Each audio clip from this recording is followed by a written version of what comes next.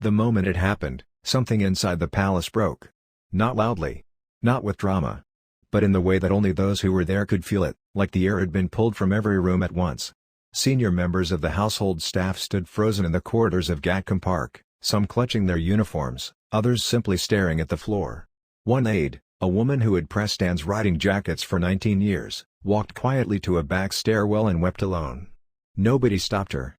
Nobody knew what to say. Princess Anne had said goodbye. And she had meant it. There was no formal announcement. No carefully worded press release. No assembled staff lined up in the Grand Hall for a dignified farewell. Just Anne, composed as always, moving through the residence one final time, pausing briefly at certain doorways, touching the frame of a window she had stood at thousands of mornings before. And then she was gone. The car pulled away. The gates closed. And the people she left behind were never quite the same. But here is what nobody is telling you. This goodbye was not sudden. It had been building for months, quietly, beneath the surface of every royal engagement and every carefully managed public appearance. Those closest to Anne knew something was wrong long before the rest of the world noticed. The signs were there. The question is, what finally pushed her to this moment? And what did she leave behind that the palace is desperately trying to keep buried? Because buried is exactly the right word. 3 weeks after Anne's departure, a member of her personal household made a discovery that sent tremors through the inner circle. Tucked behind a row of books in her private sitting room was a sealed envelope, unmarked on the outside, addressed to no one. When it was finally opened by her most trusted personal secretary, the contents stopped the room cold. It was not correspondence. It was not a formal directive. It was a handwritten record, several pages long, documenting conversations, decisions, and moments that Anne had witnessed at the highest levels of the royal family over the preceding 2 years. Conversations that were never meant to be written down. Decisions that were never meant to be questioned. The document was immediately secured. No copies were made. No one outside a circle of 4 people was told it existed. But one of those 4 people, a woman who had served the princess for over 15 years, could not carry the weight of it silently. She described it simply as the most honest thing written about this family in decades. Those words have never left the people who heard them. To understand why Anne walked away, you have to understand who Anne is. Not the public version, not the tireless royal who carries out more engagements per year than almost any other working member of the family. The real Anne. The one her staff knew. She was not sentimental in the conventional sense. She did not seek warmth or approval. What she demanded, above everything, was honesty. Straightforwardness. A clear sense of purpose behind every action. She had no patience for performance, no tolerance for decisions made purely for optics. And for years, that had been enough. The institution moved slowly, but it moved with integrity. Until, in her view, it stopped. The shift began after the death of Queen Elizabeth in September 2022.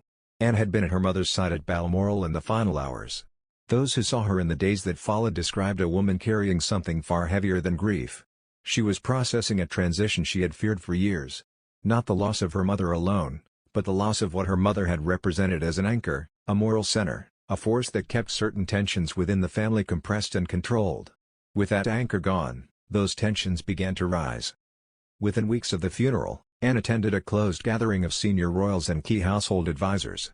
The meeting was framed as a forward-planning session, a conversation about the monarchy's direction under King Charles.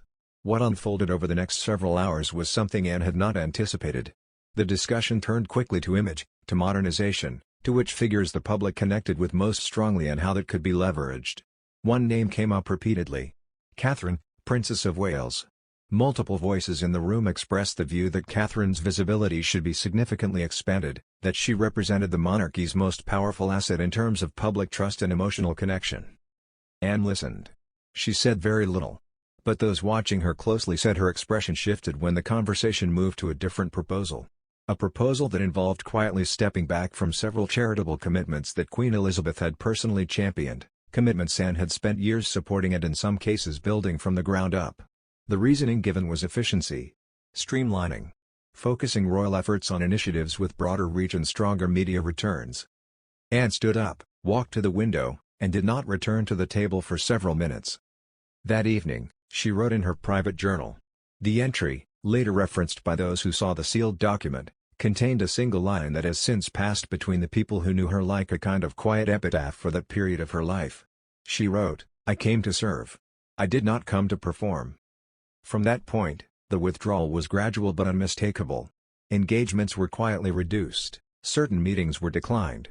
Anne, who had never in her adult life placed her own comfort above her duties, began drawing a line, not loudly, not publicly, but firmly.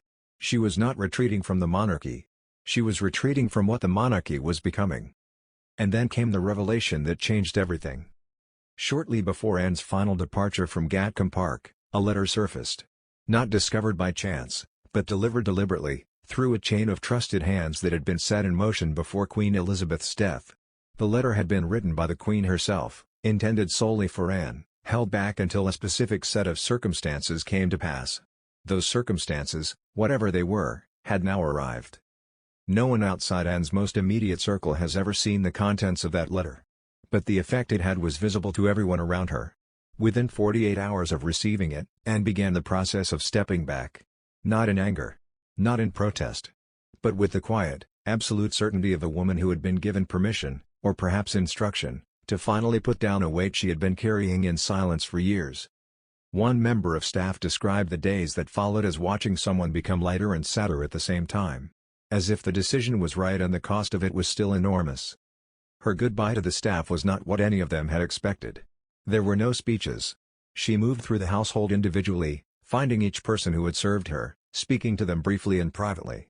To her head housekeeper, she said simply, "You made this place feel like it mattered."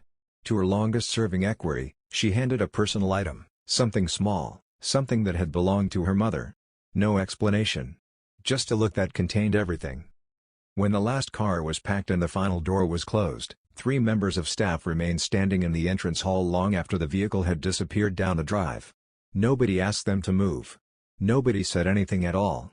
The silence in that house was the kind that does not fill back up easily. What Anne left behind is more than an absence. It is a question that the monarchy has not yet found a way to answer. She was the last direct line to the way Queen Elizabeth understood the crown, not as a brand, not as a platform, but as a responsibility carried quietly and without expectation of recognition. With Anne gone from that role, the gap is not simply personal. It is philosophical. Catherine has continued to rise. Thoughtful, composed, strategic in her grace. Many within the institution see her as the natural successor to the kind of steady moral presence that Anne once embodied. But others, those who knew Anne most closely, are not so certain the two things are the same. And somewhere, in whatever quieter life Anne has now stepped into, there is a letter from her mother, a journal with the truth in it, and a woman who chose integrity over institution. So here is the question the palace cannot answer and the one we leave with you. If the most dutiful royal in the family walked away because of what she saw, what does that tell us about what is really happening behind those closed doors? And is Catherine truly rising to fill that void, or is she being carefully positioned to obscure it? Leave your answer in the comments below. And if this story made you think, make sure you like and subscribe.